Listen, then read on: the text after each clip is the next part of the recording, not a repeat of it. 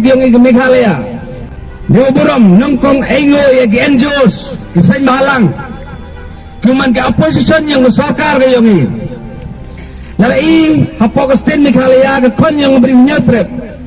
laramen gi say mahalang hapokas dilam yung say mahalang XYZ FKJSP KSU UHM agency gini kisay mahalang hapokastin yung iman ni gocha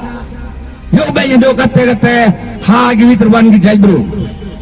hangani gijinya ki yung ba arden lengkod uklam hangani kelimat kentulang i waro gi kon yung i janta kentublang i waro gi kon ngabri nyetrep ni ba dimet ulah represent ni hangani gijing cha jingit gijing cha tnan ngayong ba arden ni ndai ko kon santam uboy ha gijing duai wajar gi yung i ukundra yung i ule kambau hangani gijing cha tnan ngayong person ang baga pipi wakajay din lang yung ipatay nyo imgo ikonsamla yung abril nyo trip uyo kamyo jam yung rin sa kumat lalakmat yung klor gari yung tigdi wag party giti house nem arjar bale unto yung rujob ko kini ka party ito ako job doblay elections nem arjar gapra manu legislative nagasis cleared constituency palor kermen lang bagi social media kulay sibon social media kajing yung piha gani ga jing chaklan ngorngi kamngi chantia uyo ya gani ga jing klam ni hani klimat panga aten ha gani ga jing changlan ngorngi uklam ya armut legislator na po ga chantia yongi diu brom ya pulor kemen selane step dengan cemita ya sisi liret uyo klam rainin na to awasap Allah pulor diu brom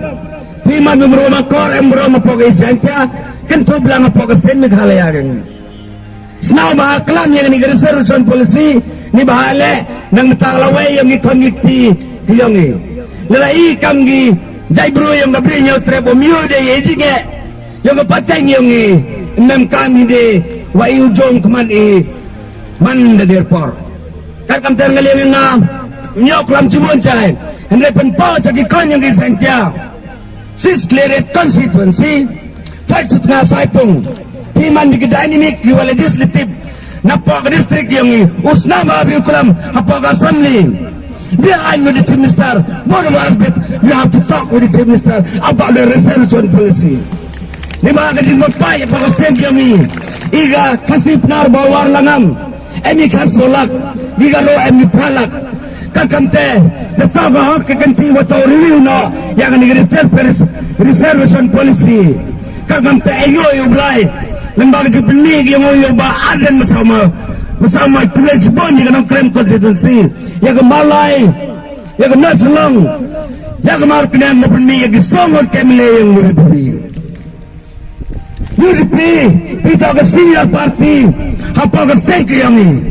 lalang kwadi uyo yamat hawara jaropra snab haklam ya gari solution policy hamting ninyo sa media wana zingorba tawinos potaryong kayo di piya po sa iyo nayak rin yaga